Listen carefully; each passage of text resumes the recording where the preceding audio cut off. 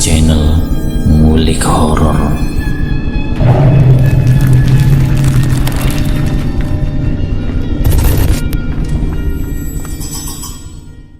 Assalamualaikum warahmatullahi wabarakatuh. Kembali lagi di channel Ngulik Horor. Channel ini menceritakan tentang kisah-kisah misteri. Kali ini saya akan membawakan kisah misteri yang ditulis oleh @restu_wiraatmaja. Kalian juga dapat mengunjungi tweet beliau langsung ya. Nanti link saya akan sediakan di kolom deskripsinya. Oh ya, di dalam cerita ini nama dan tempatnya disamarkan semua ya, untuk menjaga privasi pihak yang terlibat di dalamnya. Yuk, daripada kita lama-lama, langsung saja kita simak ceritanya. Bismillahirrahmanirrahim. Kali ini saya akan membawakan kisah misteri yang berjudul Karma Pesugihan. Sepasang suami istri hendak berkunjung ke daerah yang memiliki kesan mistis sangat angker di Jawa Tengah. Mereka berdua hendak membuka usaha dan menguatkannya dengan pesugihan yang sangat dilarang. Ini persyaratannya, setiap Selasa Kliwon kamu harus melakukan ritual. Ritual yang kamu jalankan akan menentukan dua kemungkinan, kematian pada si pelaku ritual atau kekayaan terhadap apa yang kalian inginkan. Ucapan itu selalu terngiang-ngiang di pikiran Bu Sulfa dan juga Pak Ansor. Kadangkala mereka sangat berhati-hati jika hendak melakukan ritual. Saking berhati-hatinya, dia akan terus mengevakuasi setiap kali melakukan ritual itu. Sesaat sebelum melakukan ritual, keduanya harus berpuasa dengan tujuan menjaga dirinya dari pantangan yang kemungkinan bisa dilanggarnya. Bisa dibilang pesugihan ini merupakan mengorbankan apa yang dimiliki untuk memiliki. Jika nyawa mampu menjadikan seseorang menjadi kaya, maka pelaku pesugihan akan melakukannya dengan senang hati. Suatu ketika di pasar di Yogyakarta, tahu tidak, kemarin toko Pak Samsul kemalingan, ucap seorang ibu dengan mengenakan daster yang bercorak kuning. Hah? Kok bisa? Tanya temannya yang kebetulan satu frekuensi dalam masalah penghibaan. Tapi aku tidak yakin kalau toko Pak Samsul digasak. Muncul banyak persepsi dan pandangan mengenai toko Pak Samsul yang diyakini sebagai toko paling kaya di pasar. Tapi jika ia kemalingan, mungkin polisi sudah bertindak dahulu. Tapi ini kayaknya bukan kemalingan deh. Mereka bertiga saling membahas satu sama lain, hingga akhirnya Bu Sulfa melewati ketiganya. Permisi Bu, ucap Bu Sulfa sambil tersenyum. Iya, jawab ketiganya sambil menorehkan senyuman manis namun terpaksa. Bu Sulfa, dia adalah orang miskin yang kini menjadi perbincangan para warga. Itu Sulfa kan? Tanya salah satu dari mereka. Katanya dia bersekutu dengan demit kaki gunung di salah satu daerah di Jawa Tengah ya. Kalian tidak tahu beritanya? Timpal ibu lainnya. Hah? Maksud kamu pesugihan? Jawab yang satunya lagi dengan kencang. Shh, bodoh banget kamu. Jangan terlalu keras bicaranya. Nanti ketahuan baru tahu rasa kau. Mereka bertiga memang dikenal sebagai ibu-ibu gibah yang aktif dalam mencari informasi mengenai setiap warga yang berbelanja di pasar itu. Spekulatif yang tinggi hingga mereka membuat prasangka yang aneh dan menyuduti bahwa Pak Samsul terkena sasaran dari pesugihan yang dilakukan oleh Bu Sulfa dan juga suaminya yang baru-baru ini menjadi obrolan. Dia malah menorehkan banyak pengetahuan mengenai pasar itu, dimulai dari 1. Siapa toko yang paling laris, 2. Siapa toko yang paling banyak uangnya, dan 3. Siapa toko yang penjualannya besar. Berkat ketiga ibu-ibu itu, Zulfa menjadi sangat mengetahui letak-letak dan hal-hal yang harus dilakukan untuk meraup semua harta pemilik toko tersebut.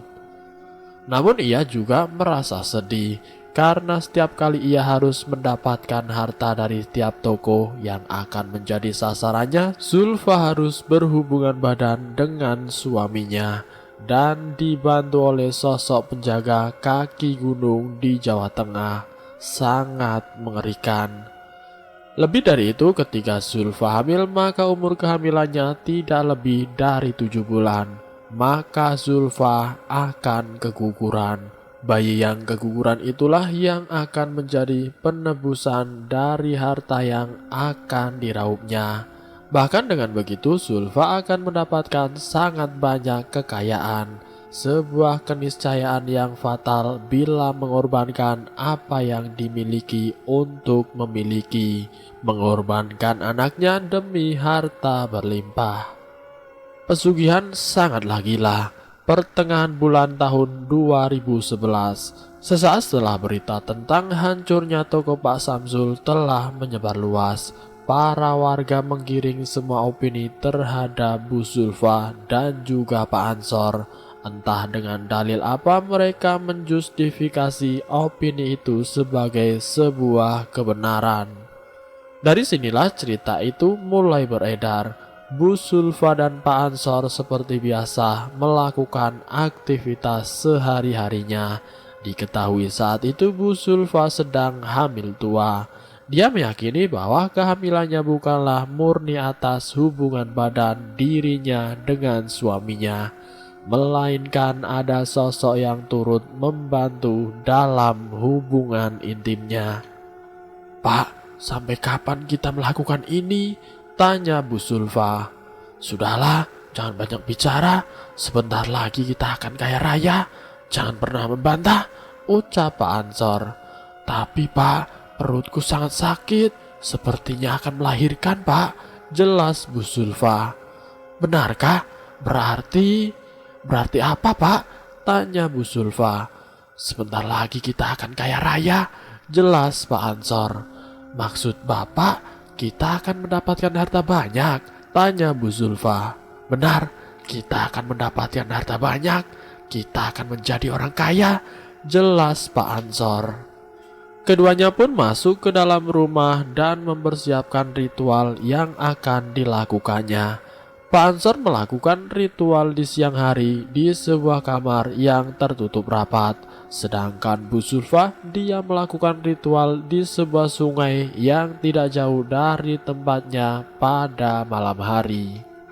Seusai Pak Ansor melakukan ritual, perut Bu Zulfa dioleskan minyak. Entah apa tujuannya, namun Pak Ansor juga membacakan mantra khusus di perut Bu Zulfa. "Anak pertama kita akan ditukarkan dengan harta yang banyak. Anak inilah yang akan bekerja dan juga mengambil harta," ucap Pak Ansor itu menjadikan sebuah penekanan terhadap pesugihan yang dijalankan dan menjadi hal terbaru dalam kesepakatannya. Tepat di malam hari, Pak Ansor mengantarkan Bu Zulfa ke sebuah sungai. Dia berendam di sebuah sungai dangkal di malam hari, tepat di Selasa Kliwon. Pak Ansor terduduk santai di pinggiran sungai sambil merapalkan mantra.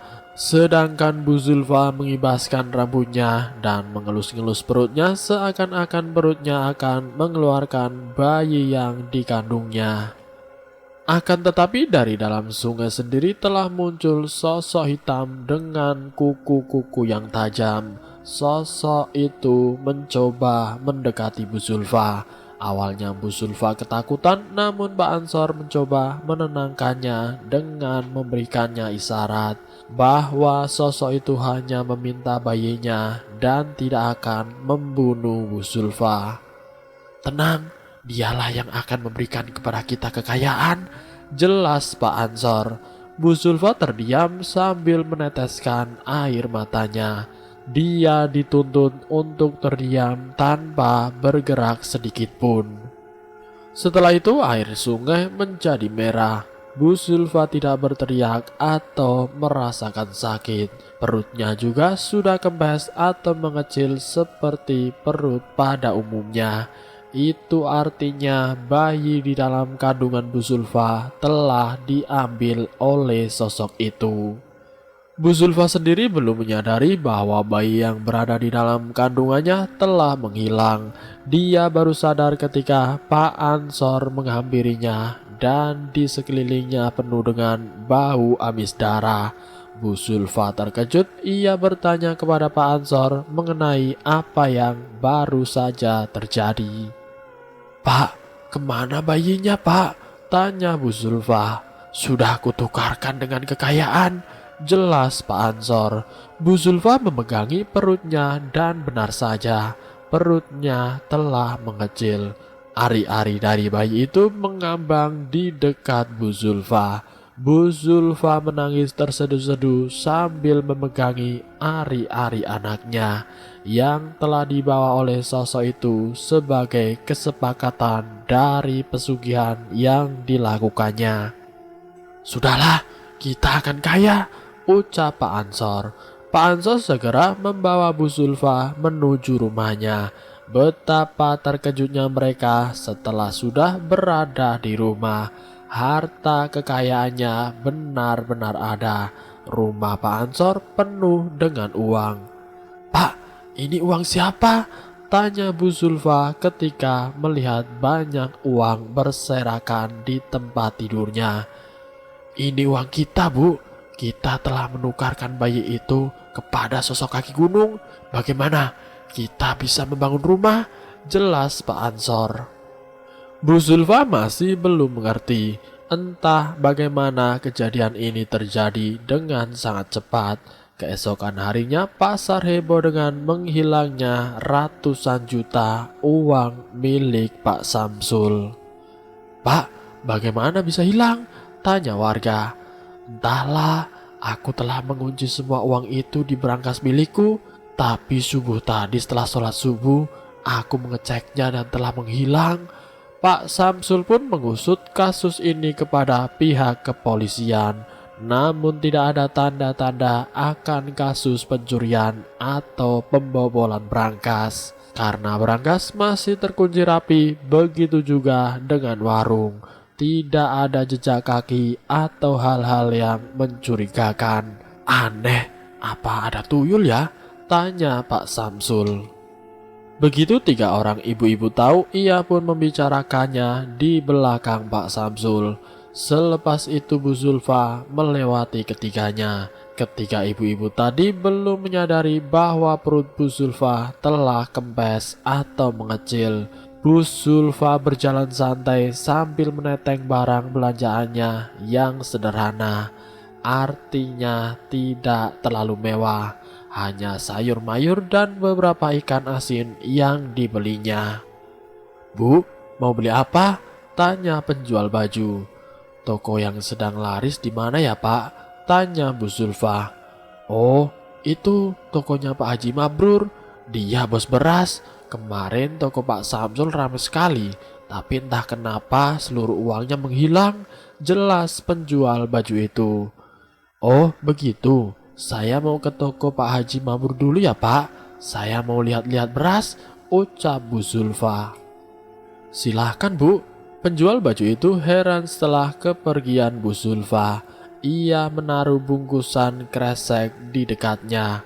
"Bu, ini kresek plastik hitam milik siapa?" tanya penjual baju. Bu Zulfa hanya tersenyum. Dia kembali berjalan dengan sedikit membungkuk. Setelah Bu Zulfa menghilang, penjual baju itu terkejut. Dia membuka plastik hitam itu dan ternyata berisi uang berkisaran 5 juta rupiah. Lalu kemudian penjual baju itu pun berlarian ke sana kemari untuk mencari wanita itu. Namun tidak anehnya, Bu Zulfa telah menghilang dengan sekejap. Kecurigaan warga menambah kuat manakala Bu Zulfa dan Pak Ansor membangun rumahnya dengan sangat megah. Para warga mencibir keduanya karena mereka berdua diketahui sebagai pengangguran. Namun hal itu hanyalah tepisan angin yang lewat dan tidak didengarkan oleh Pak Ansor juga Bu Zulfa. "Bagaimana? Siapa korban berikutnya?" tanya Pak Ansor. "Haji Mabrur, bos beras," jelas Bu Zulfa. Keduanya telah siap melakukan ritual yang sama. Ritual pertama yaitu persetubuhan di Kamis malam. Ritual ini mengaitkan Pak Ansor dan sosok yang disebut-sebut sebagai pemberi kekayaan keduanya. Mereka berdua bersama-sama menyetubuhi Bu Zulfa. Ritual kedua yaitu yang dilakukan oleh Pak Ansor di siang hari. Ritual ketiga dilakukan oleh Bu Zulfa jika telah didapati hamil. Tidak ditentukan usia kehamilannya. Jika telah mendapati hamil, maka Bu Zulfa akan diantarkan oleh Pak Ansor menuju sebuah sungai dan melakukan ritual pertukaran jiwa, yaitu bayi yang dikandung akan ditukarkan dengan harta yang berlimpah, dan korbannya adalah Pak Haji Mabrur, bos beras itu. Kematiannya adalah aib bagi seluruh warga. Seluruh tubuhnya membusuk. Seperti yang diduga para warga, Bu Zulfa dan Pak Ansor memberikan pengaruh besar dalam hidupnya. Banyak orang yang berdatangan ke rumahnya untuk menanyakan dari mana uang yang ia dapatkan. Pak Ansor dan Bu Zulfa hanya menjawab bahwa uang yang mereka dapatkan karena sebuah usaha kerasnya yang tidak pernah warga tahu belakangan ini. Namun anehnya tidak ada satupun tanda-tanda yang mempresentasikan bahwa mereka berdua sedang membuka usaha. Prasangka itu terus ada dan akan terus ada sampai Bu Zulfa dan Pak Ansor sendiri menceritakan seluruhnya kepada warga. Baru-baru ini juga para warga terkejut dengan gaya baru dari jalan Bu Zulfa. Bu Zulfa berjalan seperti sedang menggendong anak kecil di belakang punggungnya. Setelah ditanya, Bu Zulfa hanya menjawab bahwa punggungnya memang sedang sakit setelah ia mengalami keguguran. Para warga juga baru sadar bahwa Bu Zulfa baru saja keguguran. Entah berita mengenai keguguran itu benar atau tidaknya, namun jawaban Bu Zulfa sangatlah misterius. Saking misteriusnya, Bu Zulfa tidak ingin memberikan dengan rinci penyebab dari keguguran itu sendiri. Ia hanya menjelaskan bahwa ini bagian dari takdir yang harus ia jalankan. Walau terlihat sangat aneh, namun penguatan terhadap perspektif para warga semakin menguat. Dimulai dari pembangunan rumah yang sangat cepat, juga terhadap sumber uang yang mereka berdua dapatkan. Semuanya tidaklah murni dan masih dipertanyakan. Untuk mengantisipasi prasangka buruk, akhirnya para warga di sini membentuk sebuah tim yang menangani masalah keseharian Pak Ansor juga Bu Zulfa. Warga mengutus Rena dan juga Zaki. Keduanya akan ditugaskan untuk menangani satu persatu dari keduanya, di mana Rena akan mengawasi Bu Zulfa baik ketika ia akan pergi ke pasar, kembali ke rumah, atau ketika akan melakukan ritual dan lain-lain. Sedangkan Zaki ia akan mengawasi Pak Ansor baik ketika berada di rumah atau sedang melakukan ritual. Tugas Rena dan Zaki ini terbilang sangat simpel, namun juga memiliki resiko yang sangat membahayakan, di mana keduanya benar-benar akan dihadapkan dengan maut jika mengalami satu kesalahan fatal, walaupun itu hal terkecil seperti menampakkan wajahnya di hadapan mereka berdua. Di pertengahan bulan tahun 2011, Rena dan Zaki mulai meniti pengawasannya dari hal yang terkecil, di mana keduanya mengawasi keseharian Bu Zulfa dan juga Pak Ansor dari kejauhan. Awalnya tampak baik-baik saja, Namun mereka melihat sebuah keanehan ketika Bu Zulfa mengalami muntah-muntah di depan halaman rumahnya. Hal ini membuat Rena dan Zaki kebingungan apakah Bu Zulfa sedang sakit atau benar-benar hamil kembali. Lambat laun kecurigaan Rena dan Zaki menguat ketika Bu Zulfa selalu memegangi perutnya. Pakaian Bu Zulfa juga semakin hari semakin melebar. Dia sekarang mengenakan daster untuk menyamankan perutnya. Hingga suatu hari ketika perut Bu Zulfa tampak sedikit membesar, mereka berdua, Pak Ansor dan Bu Zulfa, jarang terlihat di luaran rumah. Keduanya menghabiskan waktunya untuk berada di dalam rumah. Pembangunan rumah keduanya juga sudah hampir selesai. Anehnya ketika Rena dan juga Zaki menanyakan kepada pekerja di rumah Bu Zulfa dan juga Pak Ansor, mereka para pekerja tidak merasakan satu hal ganjil sedikit pun. Pembayaran yang dilakukan oleh para pekerja juga normal-normal saja. Akan tetapi setelah uang itu digunakan, beberapa pekerja jatuh sakit. Entah karena kelelahan atau karena pekerjaan yang berat. Namun kecurigaan para keluarga pekerja menisbatkan kepada uang hasil bayaran. Dan benar saja itu terjadi. Setelah uang itu dibawakan kepada orang pintar, ternyata uang hasil bayaran para pekerja merupakan alat untuk menumbalkan para pekerja itu sendiri. Dari sini Rena dan juga Zaki melaporkan seluruhnya kepada warga setempat. Namun keduanya, Rena dan Zaki, meminta kepada warga untuk tidak mengambil keputusan dengan cepat karena pembuktiannya belum sepenuhnya berada di pihak mereka. Artinya butuh waktu untuk membongkar kebusukan yang dilakukan oleh Bu Zulfa dan juga Pak Ansor. Terlebih itu juga ritual yang disebut-sebut sebagai puncak dari pesugihan masih belum diketahui secara pasti. Untuk menghadapi hal itu, Rena pun memberanikan diri untuk berkunjung ke rumah Bu Zulfa dan juga Pak Ansor dengan tujuan mencari tahu apa yang dilakukan oleh keduanya. "Assalamualaikum," ucap Rena. Tidak ada jawaban dari pemilik rumah. Rena berpikir bahwa keduanya masih istirahat. Rena pun kembali mengucapkan salam sambil mengetuk pintu rumah megah milik Pak Ansor dan juga Bu Zulfa. "Assalamualaikum," barulah terjawab oleh suara wanita dengan nada berat. "Waalaikumsalam," jawab Bu Zulfa. Pintu terbuka lebar. Rena terkejut melihat wajah Bu Zulfa yang pucat pasi seperti orang kekurangan nutrisi. "Ibu sehat?" tanya Rena. "Sehat? Kamu siapa?" tanya Bu Zulfa. "Saya Rena, Bu. Saya bagian dari perangkat desa untuk melakukan sensus penduduk. Karena itu, saya ingin meminta data-data dan dokumen terkait terhadap ibu dan juga bapaknya," jelas Rena sambil menepis groginya. "Oh, sebentar, saya ke suami saya dulu ya," jawab Bu Zulfa. Lalu kemudian Bu Zulfa kembali masuk ke dalam rumah.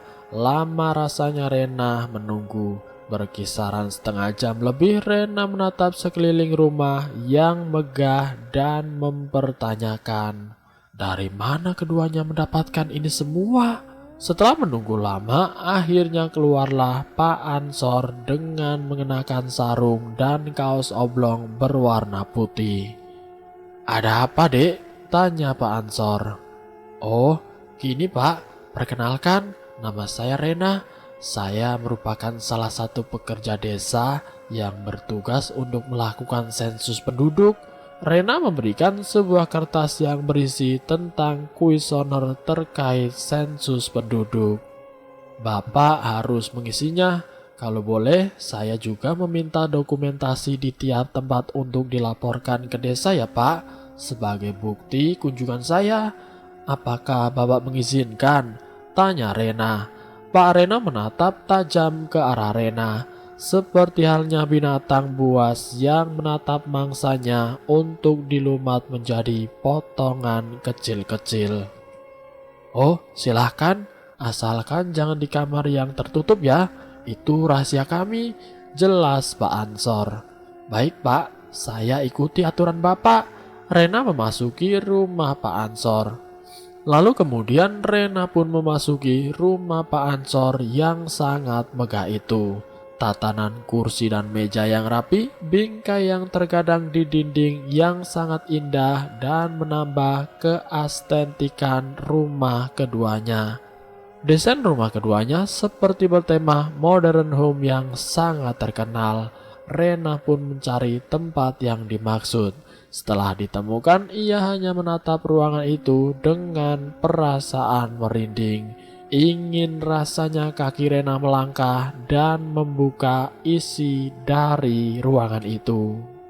Namun begitu ia melangkah dan menjulurkan kedua tangan kanannya ke arah pintu tersebut, tiba-tiba saja pundak Rena disentuh oleh seseorang dari belakang. Rena pun terkejut, ternyata itu adalah Bu Zulfa. "Kamu cari apa, Dek?" tanya Bu Zulfa. Tidak Bu, itu ruangan apa ya?" tanya Rena. Bu Zulfa memegangi kedua tangan Rena dan berkata, "Apa tujuan kamu ke rumah kami?" tanya Bu Zulfa.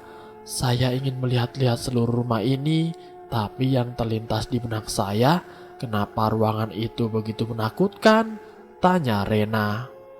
Bu Zulfa pun kemudian membisikkan kepada Rena, "Kamu harus segera pergi dari sini sebelum suami saya tahu. Aku tahu apa tujuanmu. Kamu ingin membongkar rahasia kami kan? Dan membeberkannya ke warga kan?" senyum Bu Zulfa. Hawa merinding menusuk seluruh tubuh Rena. Keringat dingin pun berjatuhan. Rena mati kutu di hadapan Bu Zulfa. Semua niatnya terbongkar jelas di hadapan Bu Zulfa. "Kamu tidak akan tahu tujuan kami sebenarnya. Ruangan itu sangat sakral. Jika orang sepertimu memasukinya, jiwamu bisa tertahan dan ditukarkan dengan rumah yang baru lagi atau dijadikan tumbal." Ucapan Bu Zulfa itu sangat padat dan mengena di hati Rena. Bahkan ucapan itu membuat mental Rena terjatuh dan hampir saja tidak bisa berkutik. "Baik Bu, saya akan pergi. Maaf atas kelancangan saya. Saya kira kunjungan saya sudah selesai," ucap Rena. Bu Zulfa hanya tersenyum. Ketika Rena keluar pintu, Pak Ansor telah berdiri tegak sambil merobek-robek kertas itu. "Kamu bohong kan?" tanya Pak Ansor. "Maksud Bapak?" tanya Rena. "Sensus penduduk ini telah lama dilakukan dan saya tidak pernah mengenal kamu. Apa tujuan kamu kemari?" tanya Pak Ansor. Mendengar keributan di depan rumah, Bu Zulfa langsung memisahkan keduanya agar masalah ini segera diselesaikan antara ketiganya. "Pak, sudah, dia belum tahu apa-apa. Dia memang dari desa untuk melakukan kunjungan. Silakan Dek Rena, kamu boleh pulang," senyum Bu Zulfa. Tubuh Rena bergetar kuat. Ia mundur perlahan dan menatap keduanya dengan tatapan yang sangat ketakutan, bagaikan melihat hantu di siang bolong. "Saya permisi, assalamualaikum." Rena berlari kencang dan sesekali melihat ke arah belakang. Ketika dia melihat ke belakang, sosok hitam tinggi dengan rambut yang menutupi wajahnya berdiri tegak di sisi belakang Bu Zulfa dan juga Pak Ansor. Rena menambah kekuatan berlarinya dan melupakan kejadian buruk hari itu. Kejadian ini adalah kejadian terburuk yang pernah Rena temui sepanjang hidupnya. Di daerah Jogja, 1 hari sebelum ritual dan kematian Bu Zulfa. "Rena sakit, kok bisa?" tanya Zaki. "Entahlah, katanya beberapa hari yang lalu ia mengunjungi rumah Pak Ansor dan juga Bu Zulfa sendirian, dan ia melihat sosok hitam di sisi belakang keduanya," jelas Ibu Rena. Zaki pun kemudian menanyakan hal ini kepada Pak Subarto, salah satu orang pintar di desanya. "Pak, sudah dengar akan berita Pak Ansor dan Bu Zulfa. Rena dibuat sakit olehnya, Pak," jelas Zaki. Pak Subarto tertawa keras sambil memukuli pahanya. "Kok ketawa, Pak?" tanya Zaki. "Kamu tahu, Rena itu bukan dibuat sakit karena dia memasuki rumahnya. Akan tetapi, sosok itu tertarik untuk mengambil jiwa Rena," jelas Pak Subarto. "Bukannya tumbalnya adalah bayi?" tanya Zaki. "Tumbal tidak dikhususkan oleh kesepakatan awal. Setan itu licik," jawab Pak Subarto. "Maksudnya, Pak?" tanya Zaki. "Dia juga akan mengambil tumbal lainnya. Karena keserakahan dan kelicikannya, kesepakatan awal dalam pesugihan adalah awal dari dimulainya pesugihan. Setelah itu, setan akan keluar jalur dari perjanjian," jelas Pak Subarto. "Jadi, dia juga bisa mengambil tuanya?" tanya Zaki. "Bisa, sangat bisa. Haha, tahuilah mengapa kita tidak boleh bersekutu dengannya. Karena mereka menipu kita. Sejak awal pesugihan berisi tipuan, bukan kekayaan dan kebahagiaan," jelas Pak Subarto. Zaki memahami tiap kalimat yang diucapkan Pak Subarto.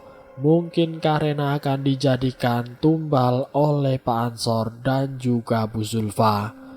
"Jangan khawatir, Rena pasti selamat. Sosok itu juga tidak akan mengambil jiwanya karena Rena menjaga seluruh amaliyah ibadahnya," jelas Pak Subarto. Zaki menghela nafasnya.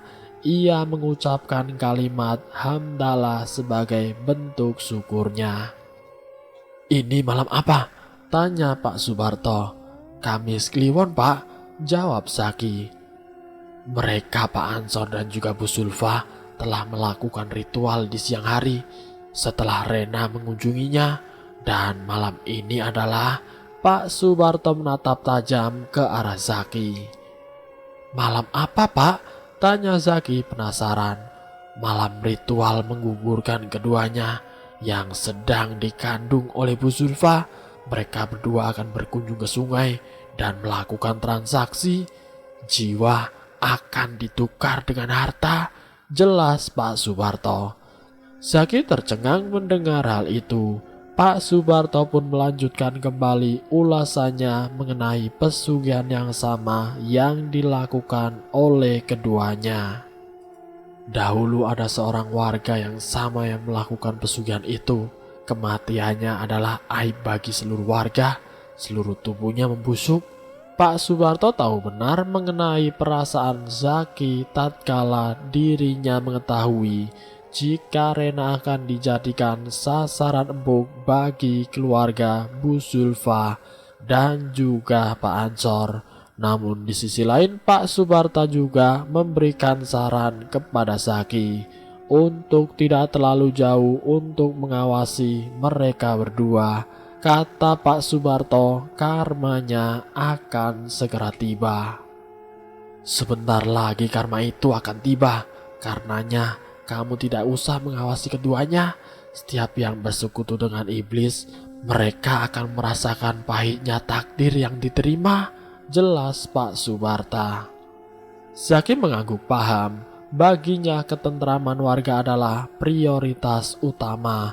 Maka dari itu, bagaimana caranya agar Zaki bisa mengusir atau membumi hanguskan tindakan Pak Ansor dan juga Bu Zulfa, yaitu dengan tidak terlalu mengawasi mereka berdua, karena karma dari pesugihan yang dilakukannya akan segera datang. Malam hari di ritual kedua, Pak Ansor membawa dan Bu Zulfa berangkat menuju sangat secara sembunyi-sembunyi. Hati mereka berdua agak resah ketika Rena mengetahui sedikit rencananya dan apa yang telah mereka berdua sembunyikan selama ini. Seperti biasa, Bu Zulfa melepaskan pakaiannya hingga tidak ada satu kain pun yang menempel di tubuhnya. Pak Ansor dengan santai duduk di pinggir sungai sembari membacakan mantra khusus pemanggilan sosok yang akan memberikannya banyak harta. Kondisi perut Bu Zulfa sendiri sudah terlihat sedikit membesar. Air dingin yang menyentuh tubuhnya membuat Bu Zulfa sedikit menggigil. Bu Zulfa diminta untuk memejamkan matanya karena sosok itu akan datang. Barulah ketika beberapa saat Pak Ansor merapalkan mantranya, sosok itu keluar dan langsung memegangi perut Bu Zulfa. Lambat laun air sungai pun memerah. Bau anyir tercium jelas oleh Ibu Zulfa. Anehnya Bu Zulfa tidak merasakan sakit sedikit pun. Manakala bayi yang masih prematur itu dikeluarkan begitu saja. Bu Zulfa berani membuka matanya ketika ia melihat sosok itu sedang memakan bayinya secara terang-terangan. Bayi yang masih prematur itu dilahapnya dengan perlahan oleh sosok itu. Bu Zulfa pun kembali ketakutan.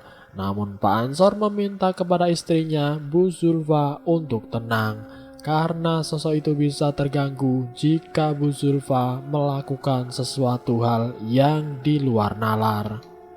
Berbeda dengan ritual yang pertama kali Bu Zulfa lakukan, ritual kedua ini seperti memiliki kendala terhadap Bu Zulfa sendiri. Perutnya sedari tadi seperti menolak untuk mengeluarkan jabang bayi yang dikandungnya. Pak Ansor pun juga keheranan. Mana mungkin ritualnya ini memakan waktu yang lumayan lama. Beberapa saat setelah mereka menunggu, air sungai berubah menjadi merah. Tandanya ritual itu telah usai dan selesai. Namun kondisi fisik dari tubuh Bu Zulfa memiliki perbedaan yang signifikan. Pak Ansor sendiri terkejut ketika mendapat pantat dari Bu Zulfa membengkak dengan tiba-tiba. Pembengkakan itu merambah ke bagian tubuh lainnya, perut, tangan, hingga wajah. "Bu, ibu kenapa?" tanya Pak Ansor. Bu Zulfa tidak menjawab pertanyaan dari Pak Ansor. Denyut nadinya semakin melemah.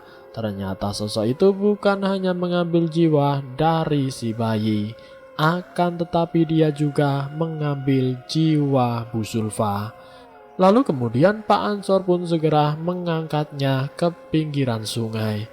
Kondisi fisik Bu Zulfa kian melemah, nafasnya sudah naik turun. Perasaan Pak Ansor menjadi gundah. Manakala ia melihat dengan jelas pembengkakan beberapa bagian anggota tubuh Bu Zulfa. Akhirnya Pak Ansor membawanya ke dalam rumah. Di sana kondisi Bu Zulfa kian parah. Bu Zulfa teriak-teriak meminta tolong. Dia sangat tersiksa. Sangat disayangkan bagi Pak Ansor mengorbankan istrinya demi kekayaan yang didapatinya. Namun setelah itu kamar Bu Zulfa penuh dengan uang hasil dari kesepakatannya untuk mengurus semua harta dari korban yang dituju. Dan korbannya adalah Haji Mabrur bos beras. Sayangnya hal itu tidak menuntut kebahagiaan bagi Pak Ansor. Subuh harinya Bu Zulfa didapati meninggal dunia. Bersamaan dengan hal itu, toko Haji Mabrur kehilangan banyak uang di tempatnya. Pak Ansor merasakan kesedihan yang sangat mengikis hatinya. Ia sendiri telah kehilangan istri tercintanya. Walaupun berlimpah harta, tetap saja rumah megah dan harta yang berlimpah tidak menjamin kebahagiaan. Lepas setelah kematian Bu Zulfa, para warga enggan menguburkan jasadnya karena sangat busuk baunya. Hal ini menjadi kekhawatiran Pak Subarto sendiri karena telah hilangnya kepercayaan warga terhadap diri mereka. Setelah mengetahui pelaku dari banyaknya kasus kehilangan uang adalah Bu Zulfa dan juga Pak Ansor sendiri. Dengan tegas Pak Suparto pun meminta para warga untuk memaafkan Bu Zulfa. Walau agak berat, setidaknya jasad Bu Zulfa harus dimakamkan sepenuhnya. Pak Ansor sendiri hanya melamun sendirian di rumah yang megah. Ia terasa hampa. Pak Ansor tidak memiliki sanak saudara, sama halnya dengan Bu Zulfa. Mereka berdua adalah pendatang yang melakukan pesugihan di desa tersebut. Setelah masalah itu usai, para warga berhenti untuk memojokkan Pak Ansor karena pesugihan yang dilakukannya telah usai. Namun berbeda dengan karma baginya.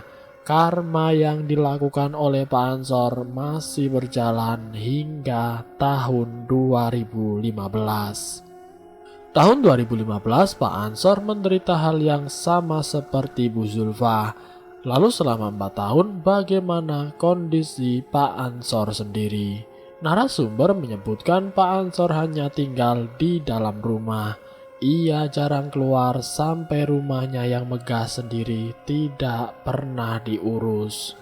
Pertengahan 2015, Pak Ansor meninggal dunia di rumah megahnya beserta uang yang dimilikinya dari hasil pesugihan. Karma yang didapati oleh Pak Ansor menjadi jawaban dari apa yang selama ini ia lakukan terhadap warga, yaitu melakukan pesugihan. Setelah selesai semua, para warga masih mempertanyakan kelanjutan dari rumah yang akan ditempatinya. Namun sampai saat ini rumah itu masih sepi tanpa orang lain yang menempatinya. Para warga juga masih melihat sosok hitam tersebut beserta seorang wanita dengan wajah bengkak dan seorang laki-laki dengan kepala menunduk. Para warga percaya bahwa mereka berdua adalah Pak Ansor dan juga Bu Zulfa, korban dari pesugihan yang dilakukannya sendiri. Dan selesai. Itulah kisah misteri yang berjudul Karma Pesugihan. Semoga kisah kali ini bisa bermanfaat untuk kita semua, agar kita dijauhkan dari sifat-sifat yang seperti itu. Semoga kita selalu dalam lindungan Allah Subhanahu wa taala. Ambil sisi positifnya dan buang jauh-jauh sisi negatifnya. Terima kasih sudah mampir di channel kami. Jika kalian tertarik dengan video kami, silahkan tekan tombol like, share, dan komen. Dan subscribe untuk mengikuti video kami selanjutnya. Wassalamualaikum warahmatullahi wabarakatuh.